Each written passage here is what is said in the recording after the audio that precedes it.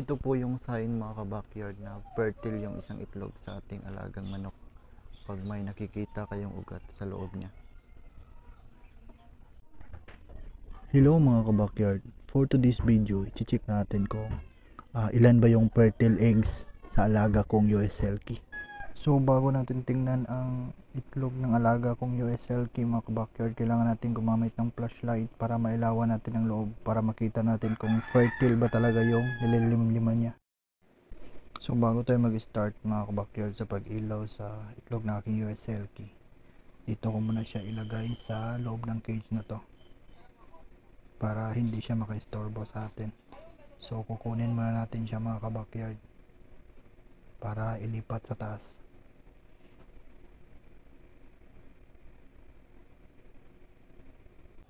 Yan, ito po yung palatandaan na fertile yung isang itlog pag mayroong mga ugat at saka may gumagalaw sa loob. Yan.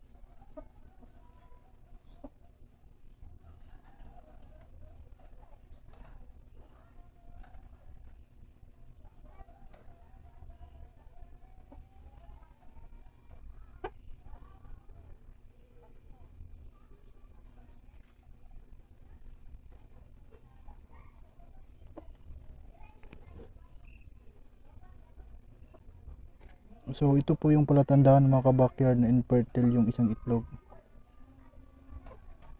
Ito. Ayan. So itabi natin siya.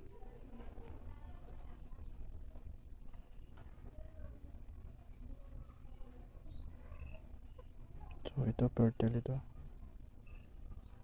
Ayan, may gumagalaw.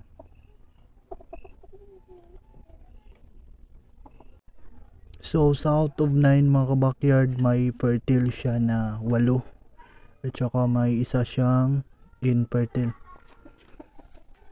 So kukunin ko na tong hen natin mga ka-backyard. Ika na dito, punta ka na sa itlog mo.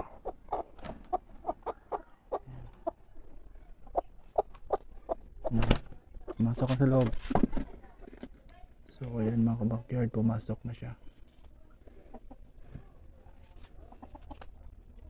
So dito na magtatapos ang vlog ko mga ka-backyard. Thank you for watching. Don't forget to subscribe my YouTube channel para lagi kayong updated sa mga kaganapan dito sa aking mga alaga. God bless po sa ating lahat mga ka-backyard.